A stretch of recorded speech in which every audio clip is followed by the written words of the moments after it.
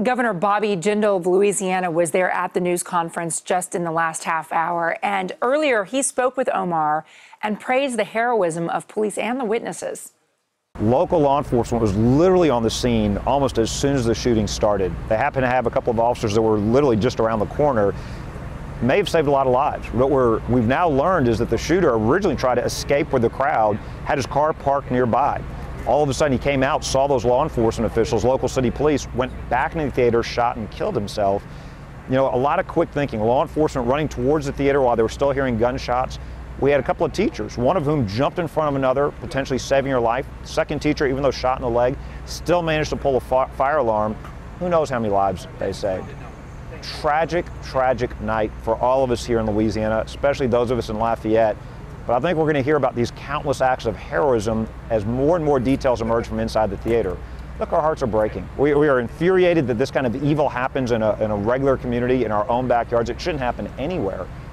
But at the same time, we're also, not only are we angry, our hearts are broken. We're so saddened. I literally was in the emergency room last night with family members. Do you imagine parents rushing to find out if their child, their loved one, had been the one that was shot, maybe wounded, maybe even killed, desperate to get information about their loved ones. You'd also always like to understand why, and I suspect with this incident, like in so many others, we're not going to get satisfying answers. And you know, the shooter himself is dead. Based on what he's left behind, and we're still processing the evidence, I'm not sure we will ever get a satisfying answer. I'm not sure there is a satisfying answer, but it is frustrating. And this is a resilient community. Look, there are going to be tears. It's not going to be easy. We'll get through this, but we're going to have to explain to our kids why do bad things happen to good people. Lafayette, Louisiana. You would never think it would happen here. But what do you tell the people of Louisiana after something like this happened? It can happen anywhere.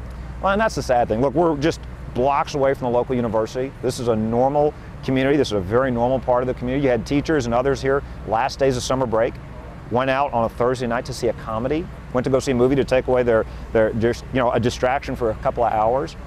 You never in a million years, we had family members rushing back from vacations and from out of state, saying that they never thought in a million years when your child, when your loved ones go to a movie that something could happen to them. You never think that's going to happen.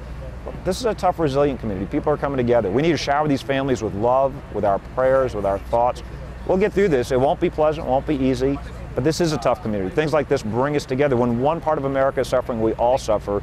It's one of the great things about our country. You're running for president, but not today. No. Today it is a time to hug these families, to love these families. Today, look, nobody here is a partisan. Nobody here is doing anything but coming together. I can't brag enough about our law enforcement community. I went last night to the hospital to thank our doctors and nurses. This community is unified. You know, these tragedies bring out the best in people, and you've seen that in the first responders, in the medical community, in the families. The owners already set up a fund to help these families. Is setting up a fund, I should say, to help these families. An awful, awful tragedy. Healing will come through this. Prayer will get us through this. The most important thing, I know folks all over the country want to know how they can help.